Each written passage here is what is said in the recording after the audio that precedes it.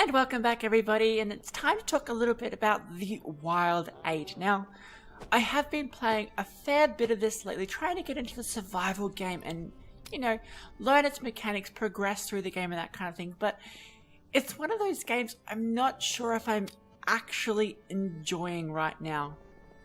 The problem is, it feels like the Wild 8 doesn't know what it actually wants to be. Whether it wants to be a survival game that focuses on those mechanics and the world and living as long as possible, progressing your base, all that kind of stuff. Or if it wants to be an adventure game and with this intriguing story that you slowly uncover and explore.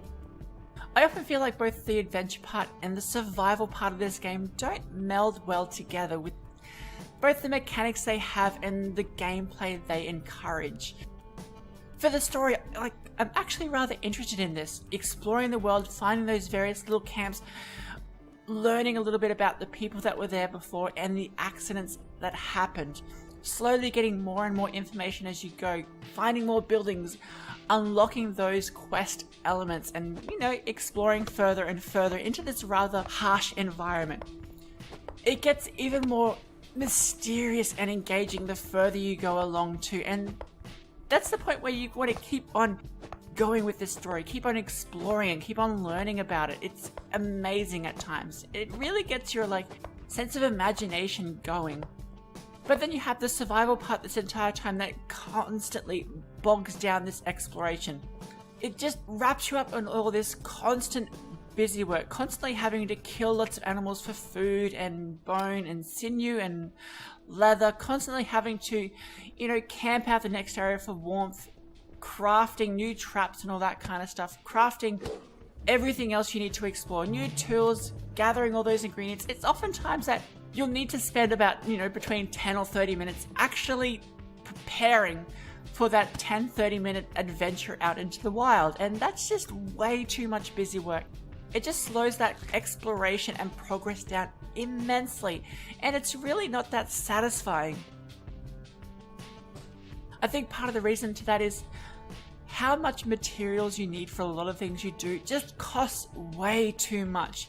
Getting that next fire started when you're freezing after, 5-minute walk in the bush, that's 20 of your wood gone. That could have taken you from, a couple of minutes to a lot more depending on your tool. Those tools break quite often. You need 80 ore to get one of those good traps or put it into, one of those refined metals. Then there's all the food elements you continue to cook and get ready for yourself. It's just so much busy work there, and it just slows the game down too much when, all you might do is explore and learn about this story. Now, if you did want to, focus on just that survival game element, not worry about the story, it feels like there isn't really enough there because they have spent that time developing the world, developing the story.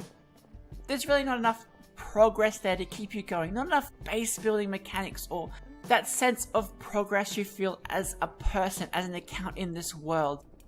It's just not enough to keep you going, and after, a few hours of play, I've maxed my character's skill. I've maxed my crafting stations, so there really isn't that much else to do. A lot of the world feels very similar as well. The same trees, the same 4 enemies you'll see throughout this world.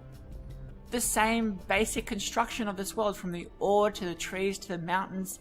It's just not that exciting to explore and unveil. It doesn't have that wealth of different resources that you really want to see, like, say, Don't Starve has, that keeps you going in that survival world.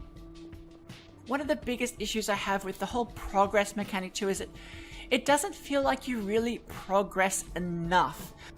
The endgame gear, that set of reinforced fur you can make, that costs a decent amount of leather, really doesn't protect you as much, and the best end of game weapons don't seem to do as much damage as you really want to. There are so many enemies in this game, from the little wolf to the bigger one, and then the bears themselves, and the armor really doesn't protect you. Just fighting one wolf without this armor takes out a half to even more of your health. Go for one of the bears and it's impossible unless you set up a wealth of traps beforehand. I was at this situation where I'd had 2 traps left, put them down for this bear, took off most of its health, and then had to go in for one hit with my little melee weapon. Of course, He's then hit me, stunned me, and killed me in that little instance. That's pathetic considering I had probably the best gear this game is going to give me. Or the best gear I can craft anyway. Because of this, it feels rather pointless. Why bother crafting all these things when it's not going to do anything to help you anyway in the end? All you need is those little traps and that's it. But then it's the whole, once again, busy work around, even if I have to explore 5 minutes, I'm going to encounter so many wolves and so many bears that I need to carry at least a dozen traps to get rid of them. That keeps you constantly busy crafting these traps and only able to explore a little bit.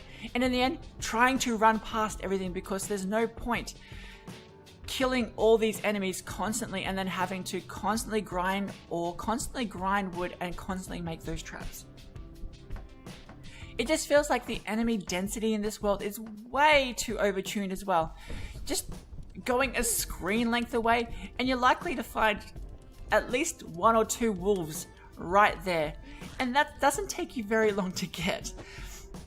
Every time you walk somewhere or have to explore and go to the next quest item, you're running past dozens of wolves and oftentimes bears when you get to the later areas.